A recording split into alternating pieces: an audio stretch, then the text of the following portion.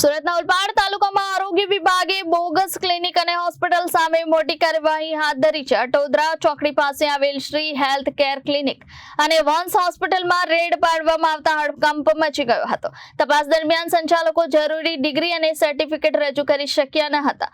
આ સમગ્ર મામલે આરોગ્ય વિભાગ અને પોલીસ દ્વારા સંયુક્ત કાર્યવાહી હાથ ધરવામાં આવી છે। ઓલપાડ તાલુકાના અટોદરા ચોકડી વિસ્તારમાં આવેલ શ્રી હેલ્થ કેર ક્લિનિક અને વંશ હોસ્પિટલમાં આરોગ્ય વિભાગે અચાનક ચેકિંગ હાથ ધર્યું હતું।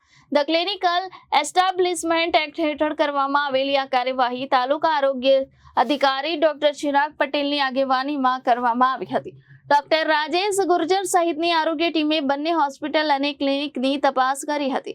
આ તપાસ દરમિયાન સંચાલકો પાસેથી ડિગ્રી અને મેડિકલ લાયકાત સંબંધિત દસ્તાવેજો માંગવામાં આવ્યા હતા, પરંતુ તેઓ યોગ્ય પ્રમાણપત્રો રજૂ કરી શક્યા ન હતા। તપાસમાં બહાર આવ્યું છે કે યોગ્ય લાયકાત વગર ક્લિનિક અને હોસ્પિટલ ચલાવવામાં આવી રહી હતી।